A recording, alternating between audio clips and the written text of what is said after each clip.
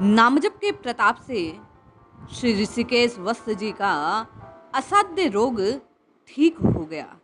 प्रभु का नाम चमत्कार को उत्पन्न करने वाला है। जो मन में श्रद्धा और विश्वास से नाम का आस्वादन करता है, निश्चय ही नाम उसके लिए महा औषधि का कार्य करता है। जय श्री हरि। पूज्य गुरुदेव के चरणों में बारंबार प्रणाम। राम कहो, कृष्ण कहो, शिव कहो, ब्रह्म कहो, जो कुछ कहो सब एक ही है। इसीलिए उपनिषदों में कहा गया, एकम सत्यम विप्रा बहुधा वदंती। सत्य व परमात्मा तत्व तो एक ही है। विद्वान उसे अलग अलग नामों से पुकारते हैं। जिसे जो नाम प्यारा लगे उसे उसी नाम का आस्वादन करना चाहिए और अपने कल्याण का मार्ग प्रशस्त करना चाहिए। ये घटना जून के 1979 की है। ये मेडिकल कॉलेज में कैंसर से पीड़ित होने के कारण दाखिल हुए। श्री ऋषिकेश जी लिखते हैं, 15 दिन तक निरंतर डॉक्टरों के प्रयास के बाद भी मेरी मूत्र नली में रक्त का स्राव बंद नहीं हुआ। तब मुझे वहाँ से दिल्ली एक नर्सिंग होम में जाना पड़ा, जहाँ पर विशेषज्ञ डॉक्टरों की देख रेख में एक सफल ऑपरेशन किया गया। तत्पश्चात मैं ठीक हो गया। परंतु प्रारंभ का खेल देखिए। प्रारब्ध के वशीभूत 17 साल पश्चात पुनः इन्हें वही रक्तस्राव आरंभ हो गया और ये बीमारी की गंभीरता को देखकर तुरंत दिल्ली पहुंचे। डॉक्टरों ने निरीक्षण किया और कहने लगे, वाह प्रिंसिपल साहब, आपका तो उद्धार हो गया, बड़े भाग्यशाली हैं आप। भला इस बीमारी में कभी कोई इतने वर्षों तक जीवित रहा है? आप पुनः जांच करवाएं।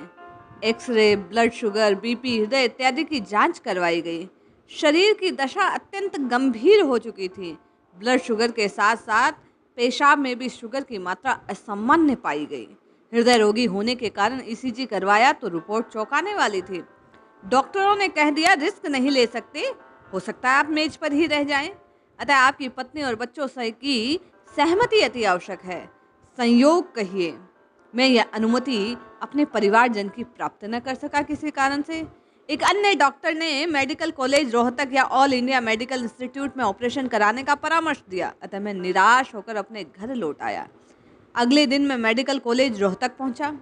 सीएमओ और अन्य डॉक्टरों की भी यही राय थी कि ऑपरेशन ही करना पड़ेगा। रास्ते में मैंने प्रभु से प्रार्थना की कि हे प्रभु, अब आप ही इस पीड़ा से मुझे मुक्ति दिला सकते हैं।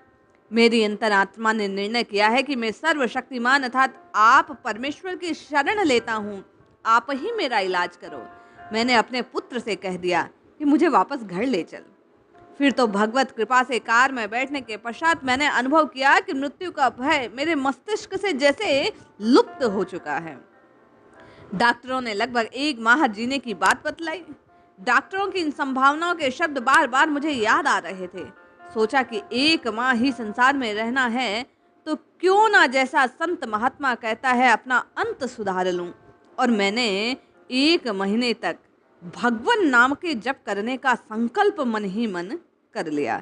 घर पहुंचकर मैंने घर के सदस्यों से कहा कि आज से 31 दिन तक मैं केवल ओम नमः शिवाय, इसके अतिरिक्त और कुछ नहीं बोलूँगा। मेरे व्रत को पूर्ण करने के लिए आप लोगों का सहयोग बड़ा वांछनीय है। मैंने अपना बिस्तर फर्श पर लगा लिया। प्रभु का नाम स्मरण आरंभ किया। दिन रात 14-14, 15-15 घंटे नाम का उच्चारण करता रहता। शेष समय सोने और दैनिक क्रियाओं में व्यतीत होता। श्रीमद् भगवत गीता का सार और अल्प आहार मनुष्य के जो 5 शत्रु हैं, उनका त्याग लाभ को निश्चय ही आमंत्रित कर देता है। ऐसा करने से प्रभु की कृपा से आज भी मैं जीवित हूँ। 31 दिन के अपने अनुष्ठान के बाद मैंने पुनः जांच करवाई तो रक्तचाप, ब्लड शुगर, रक्तस्राव सब कुछ शरीर को छोड़ चुके थे। आश्चर्यजनक चिकित्सकीय रिपोर्ट को देखकर घर वाले, मित्र, डॉक्टर सभी हैरान। मैं तो इसे केवल और केवल प्रभु की कृपा जान रहा था। भगवान राम के जो अपने हृदय में स्थान देने वाले भगवान आशुतोष हैं, वे मेरे लिए अहेतु की कृपा का कारण बने। मैं दिन रात ओम नमः शिवाय के दिव्य प्रभाव को देख रहा था। मैं प्रार्थना करता हूँ हर एक से कि आप नित्य निरंतर केवल और केवल अपने इष्ट के नाम का उच्चारण करते रहिए। वे ऋषिकेश जी लिखते हैं कि अपने इष्ट देव का नाम उठते बैठते चलते फिरते खाते पीते जप करते रहें, उनके विग्रह का ध्यान करते रहें। मंदिर में जाएं तो मन से प्रभु के विग्रह स्वरूप को निहारिए। मुझे विश्वास है ऐसा करने से प्रत्येक जीव की जो क्लेश है, जो दुख है, जो कष्ट है, पीड़ाएं हैं, उससे उसे मेरे ही समान मुक्ति मिल सकती है। आवश्यकता है तो केवल और केवल, वो प्रिंसिपल साहब लिखते हैं, श्रद्धा और विश्वास से नाम को ग्रहण करने का, क्योंकि राम जी सब पर कृपा करते हैं, प्रभु हम सब पर भी अवश्य कृपा करेंगे।